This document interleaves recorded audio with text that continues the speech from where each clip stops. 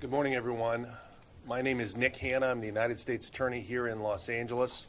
I am joined up here today by FBI Assistant Director Paul Delacourt from the LA Field Office, Deputy District Attorney Warren Cotto from the LA County District Attorney's Office, Chief Patrick Nelson from the LA County Sheriff's Department, and a number of other individuals who are involved in the investigation and prosecution of this case. We're here today to announce a major indictment targeting online fraudsters and the money launderers who facilitate those scams. At some point, most Americans have been the targets of online fraud schemes. Who can forget the famous Nigerian prince scam in which the fraudster claims to have millions of dollars stuck in Nigeria and needs the victim to help get the money out of the country? Well, over the years, those fraud schemes have evolved and become much more complex and sophisticated. Nigerian fraud networks now target individuals and businesses alike through sophisticated business email compromise scams known as BEC scams, romance scams, and other online schemes. In the BEC scams, the fraudsters will often hack a company's email system, impersonate company personnel, and direct payments to bank accounts that funnel money back to the fraudsters in Nigeria. In the romance scam, victims think they are developing a dating relationship, when in fact, they are just being tricked into sending money to the fraudsters. Today, we are taking a major step to disrupt these criminal networks. This morning, FBI agents, along with other federal and state law enforcement authorities, arrested a total of 14 defendants across the United States who are named in a sweeping fraud and money laundering case.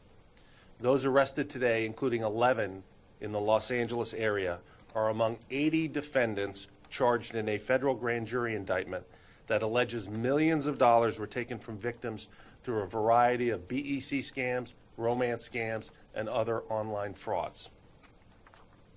We believe this is one of the largest cases of its kind in U.S. history. As described in the 145-page indictment and the 135-page criminal complaint, which was unsealed this morning, BEC scammers used hacked email accounts to convince businesses or individuals to make payments that were either completely bogus or that should have been otherwise paid to legitimate companies. BEC scams, which include escrow scams, where hackers convince real estate purchasers to send down payments to bank accounts that they control, are having a significant economic toll on businesses across the country and ruin the lives of individuals. Romance scams prey on those seeking friendships and relationships, often duping the victims to make repeated and ever-escalating payments to the fraudsters they come to trust. In some cases, the victims in this case thought they were communicating with U.S. servicemen stationed overseas, when in fact they were emailing with con men. Some of the victims in this case lost hundreds of thousands of dollars in this way. And some of the victims of the romance scams and other online frauds were targeted specifically because they were elderly or otherwise vulnerable. In a few minutes, Assistant Director Delacourt will discuss these schemes and how to protect yourselves from online predators. I'll focus on the indictment that led to the arrests this morning. The indictment alleges 252 counts, some of which deal with specific fraud schemes that targeted businesses, others that targeted individuals on dating and social media platforms, and others that targeted the elderly. The common thread is that all of these schemes involve the internet to defraud victims. The indictment makes very specific allegations against these con artists, many of whom are based in Nigeria, intent on stealing money from victims. But just as important, the indictment also focuses on those responsible for enabling these fraud schemes. At the center of the indictment are operatives here in Los Angeles who facilitated the fraud schemes by opening U.S. bank accounts where victims were directed to deposit their money. And then these Los Angeles-based defendants laundered the stolen funds, delivering them to the scammers in Nigeria. The indictment and the criminal complaint expose in painstaking detail the techniques used by the scammers and their money men to fleece their victims, funnel funds through U.S. bank accounts, and pocket the proceeds. This case is a testament to the hard work and diligence of American law enforcement. The FBI agents involved in this investigation tracked down these scammers around the world. They identified dozens of victims from around the United States and from countries around the globe. Victims in Colombia, China, the Caribbean, Germany, Japan, Mexico, the United Arab Emirates, and the United Kingdom. The agents tracked down details of thousands of communications and thousands of financial transactions that were used to expose this far-flung conspiracy.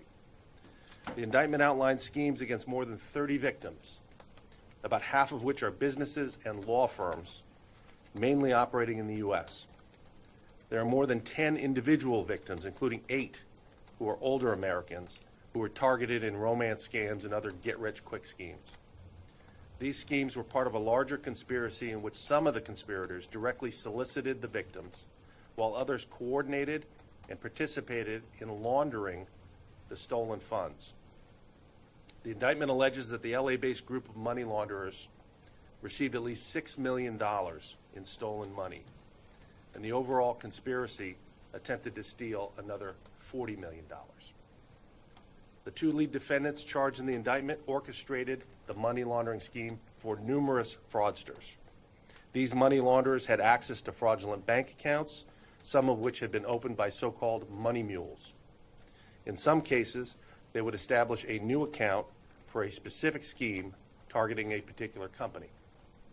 The money launderers routinely went as far as registering fictitious business names with LA County so they could open bank accounts in the fictitious business names to receive money from their schemes. Once the scammers convinced their victims to transfer money to one of the fraudulent bank accounts, the money was sometimes quickly withdrawn in cash or in cashier's checks. In other cases, the money was quickly transferred to other bank accounts controlled by members of the conspiracy, who then attempted to withdraw the funds. Ultimately, these money launderers used illicit money exchangers to transfer other funds from their Nigerian bank accounts to Nigerian bank accounts directed by the money launderers. The money exchangers sent millions of dollars to Nigeria simply by using smartphone banking applications for Nigerian banks to transfer the funds. All the defendants named in the indictment are charged in a conspiracy to defraud and a conspiracy to commit money laundering. All the defendants are also charged with aggravated identity theft, and many of the defendants face substantive fraud and money laundering counts. If convicted, all of the defendants face potential decades in federal prison. This case is part of our ongoing efforts to protect Americans from fraudulent schemes and to bring to justice those who prey on Americans and American businesses. My office recently became part of the Justice Department's Transnational Elder Fraud Strike Force. As one of only 6 U.S. Attorney's offices participating in the strike force, we are expanding our efforts to investigate foreign-based fraud schemes that target American seniors through telemarketing and other scams. While the investigation that led to today's arrest started before the establishment of the task force, it clearly demonstrates our commitment to protecting older Americans, indeed protecting all Americans, from financial exploitation. With additional resources coming into the area as a result of the strike force, I expect to bring more and more cases of this type. Thank you very much. At this time, I would like to introduce Assistant Director in Charge, Paul Delacourt.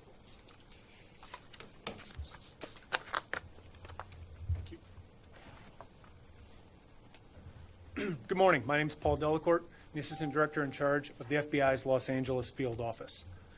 As part of the 252-count indictment described by the U.S. Attorney, FBI agents arrested 11 federal defendants in Los Angeles and another 3 around the country today. In total, some 80 defendants were charged, including many internationally. In the days ahead, we will be working with our foreign counterparts in 9 countries to apprehend 57 additional defendants. A majority of the local arrests were made early this morning, but 1 additional defendant was arrested on Sunday as he attempted to leave the country, and another was arrested last night.